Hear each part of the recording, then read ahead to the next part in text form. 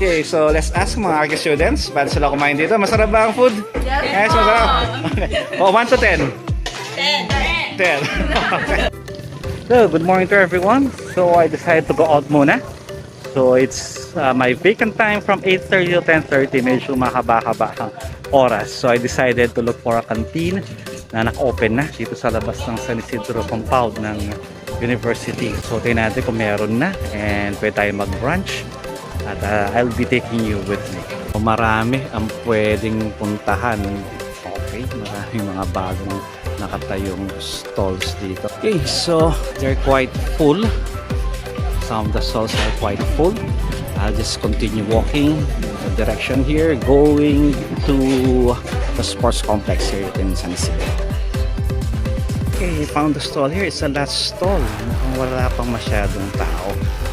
So let's see kung anong meron dito. It's called Daniel's Canteen. Okay, so medyo wala pa masyadong tao.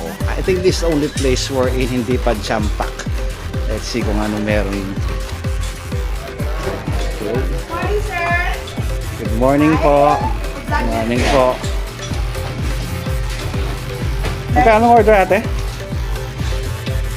Ang bula, sir? Pag ang bula ate, magkano po? 40. 40. Ako, pag may mga combo meal available. Next up, eh kung single order ate, magkano?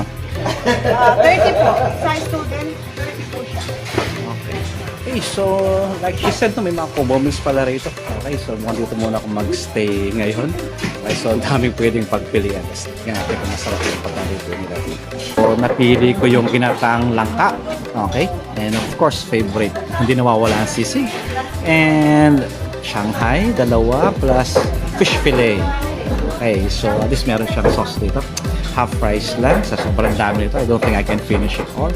And of course yung soup. So I ordered earlier na kasi dumadami ng mga tao. Okay, so let's start.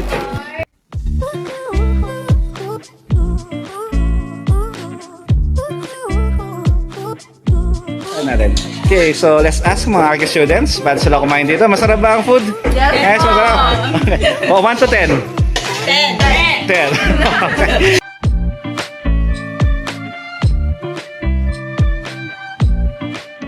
So hello again, ito po si Ma'am Dean. Siya may-ari ng canteen and she would like to invite you to eat here. Sige ma'am. Iniimbitahan ko po kayong kumain dito sa Daniel's Canteen. Malapit na, dito po sa tapat ng CCS building, kulay blue po siya. Try niyo po yung mga foods namin. Yeah, so you can see, ang dami naman. Pwede pagpilian na ma'am. Until what time po naka-open ma'am? Po. Until anong time kayo naka-open? Until nauubos po hanggang 1 o'clock, halos wala na. Okay. So, punta pa kayo ng maga. Sa daming ng mga to, and then wala natitira sa maraming customers sila. Okay. Actually, meron pa po kami niluluto na dalawang ano pa po. Okay po, ma'am. Thank you, ma'am. So, babalik po kami. Babalik po. Thank you. The name is Daniel's Canteen. Okay, located here. It's the last canteen going to San Isidro Complex. And it's in front, actually near the gate of the College of Computer Studies here at the Lucinda campus.